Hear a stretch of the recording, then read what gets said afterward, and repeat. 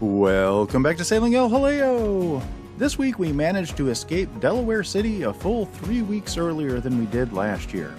Now, we did leave during hurricane season, so we have our fingers crossed that we don't run into a hurricane, but we also hope that we're going to run into a lot less cold fronts and a lot better weather as we make our way to Florida.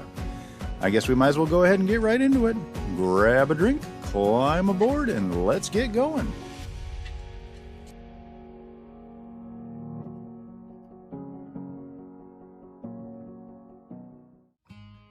And right off the top, I do have to apologize on this one. The audio is going to be very dirty. Currently, today is Halloween, and this will be going live in a few days. So, as per usual, I'm cutting it close. And it's really windy today. So we've actually been making really good progress. Currently, we're in Adams Creek, which is down by Oriental, North Carolina. And by far the hardest part of the trip is over with. Now, we've made it through most of the major bodies of water. And now we get into the canals and rivers, the intracoastal, down by the coast going forward, which is much easier to navigate as far as weather goes. So, but anyway, today we're hunkered down. It's raining outside. We've got 30-mile-an-hour winds. And the dogs are all cooped up inside chewing on rawhides, which I'm sure you can probably hear them scratching around in the background. And you might hear some wind, you might hear some rain. Normally I try to keep these things pretty clean audio-wise, but today it's just not going to be possible, so. As we left Delaware City, we head down the Delaware River, and you can actually see the cooling tower for the Hope Creek generating station, which is a nuclear power plant there in the background. And then we take a right and we turn on to the C&D Canal, which is the Chesapeake and Delaware Canal. It's a really nice way to start the journey to get back into the swing of things. It's pretty much immune from weather. It's pretty well protected from wind. The current does run really strong through there, so you do want to time your transit if you're on a small, slow-moving boat like ours to go with the current, which we've done. So we got there right as the current was shifting, and we got a current boost all the way through the C&D Canal, which was nice. Now, I didn't prepare for war. It's one of those things that you forget about when you've been on land for 3 months, is every time you go up on deck, especially when you only have a bimini top like us. We do not have a fully enclosed cabin. And you read your weather forecast. Oh, it's going to be 75 degrees today. Great, let's wear shorts and a t-shirt. And I always fall into that trap on the first day. You think I would know by now to prepare for war, and I did not. So we ended up getting cold, and as we entered into the upper Chesapeake Bay, on the other side of the C&D Canal, of course, the wind picked up, and we started beating against the waves. And I had to make some attire changes. So, the first night at anchor is always a little bit anxiety-inducing.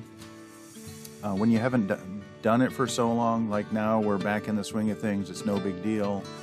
Everything's great, but that first night, it's just, did I do everything right? You go through the mental checklist, what am I missing?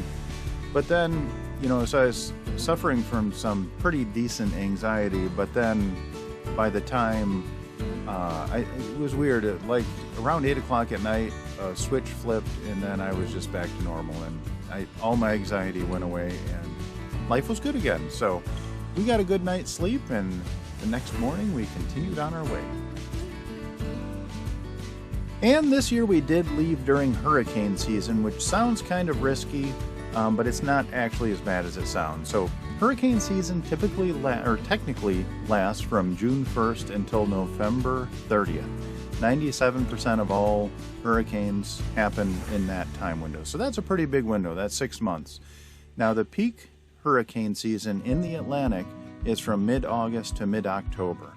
So by the time we left on October 10th.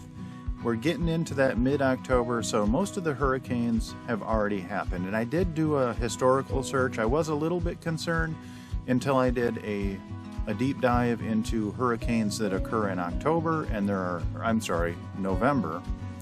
there are very few of them. So on average, they happen about once every 15 years. So it's a pretty low occurrence, and it's with today's modern technology, something is happening about 10 days before it happens. about a week out, they have a pretty good idea of where it might hit. And in a week, we can cover a pretty big distance. So we can get the heck out of a certain area if we need to. Now, that's not to say that 100% of the danger is eliminated. Hurricanes are unpredictable. They can change course.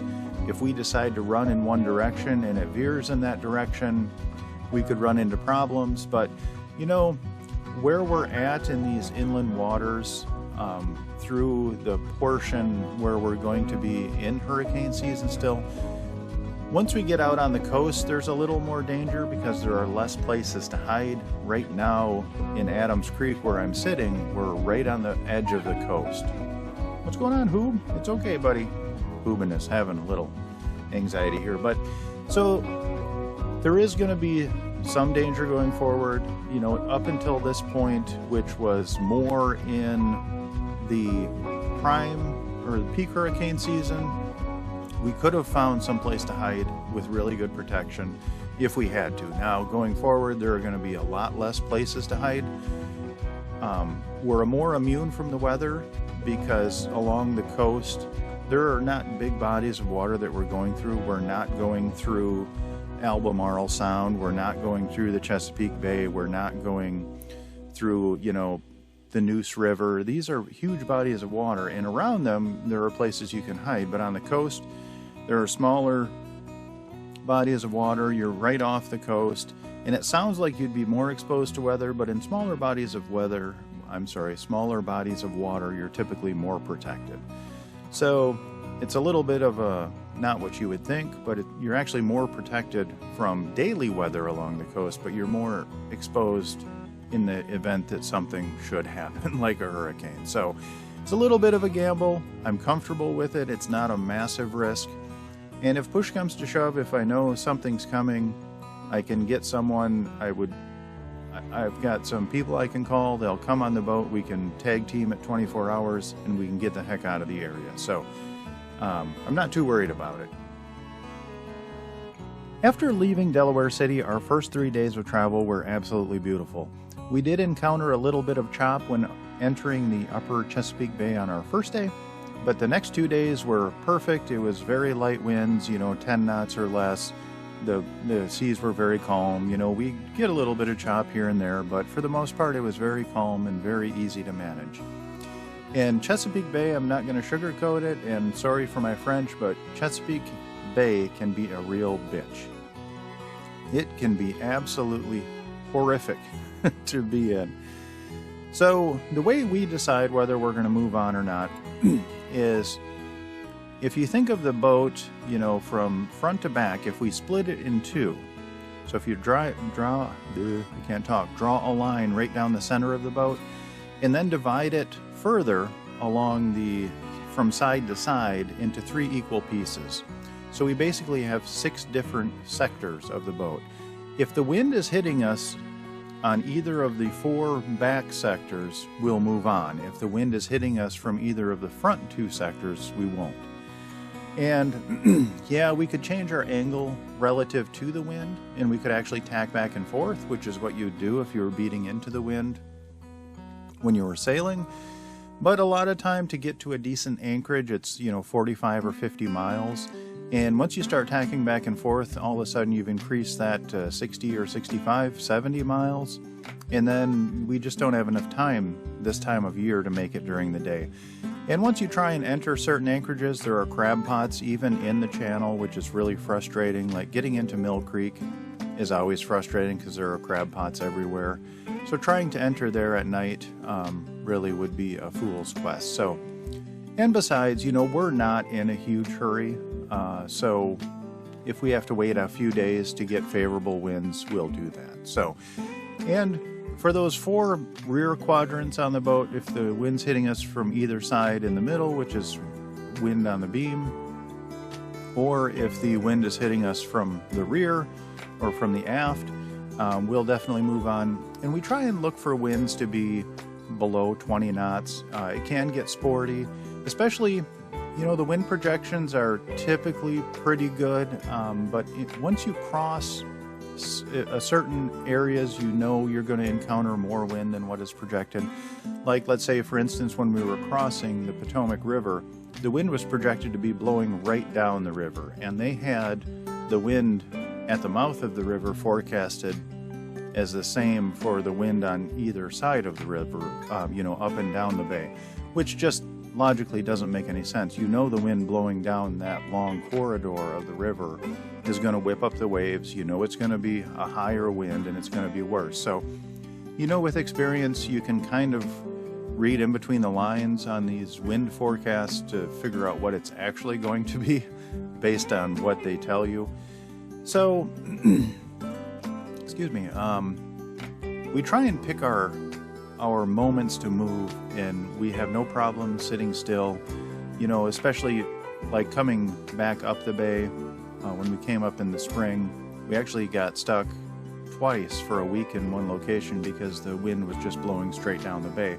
And we're not going to beat directly into waves. It just doesn't make any sense.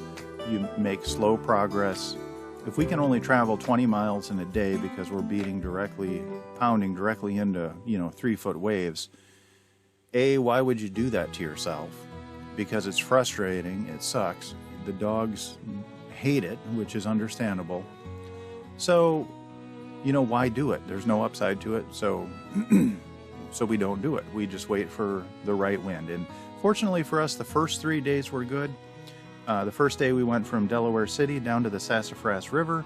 That's a short trip. That's only about 31 miles, but it's a nice way to start off the trip. From Sassafras River, we went down to Rhode River, which is south of the Bainbridge, and that was only about 40 nautical miles. So again, not too terrible of a trip.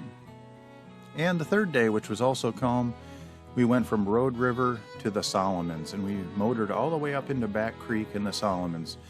And there are a couple of different places you can stay in the Solomons. We've stayed outside of the Solomons in the Pax River. We've anchored there multiple times when the weather's going to be calm, and we plan on moving the next day. And that saves you about an hour and 20 minutes versus going up to Back River. So you save an hour and 20 on the first day because you didn't go up into Back River, and then you save an hour and 20 on the backside coming back out of Back River or the next day. So we decided to go up to Back River because the wind was projected to get nasty out in Chesapeake Bay for a couple of days. So Back River is nice. There's a little basin there where we can anchor. It's in a residential community. It's away from all the marinas. It's really nice. And that's where we stayed for a few days.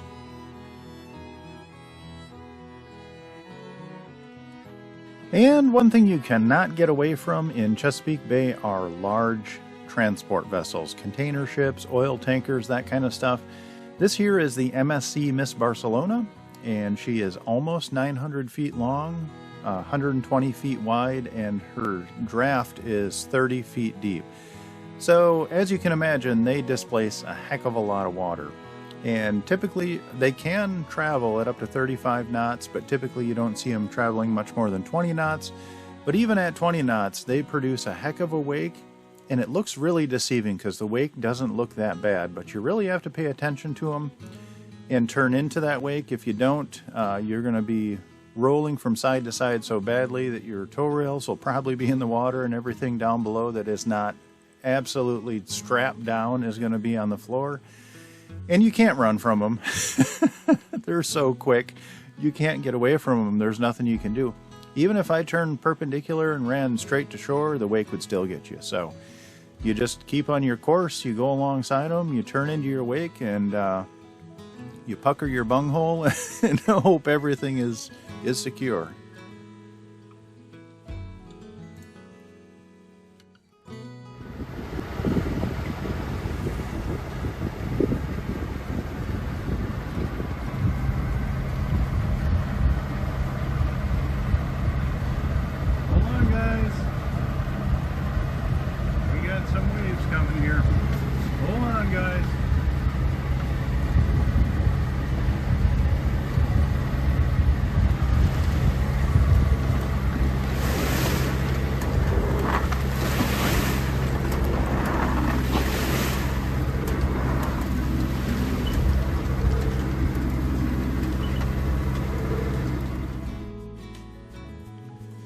And that wake was significant enough to move 130 pounds of our anchor chain around the deck, which had never happened before.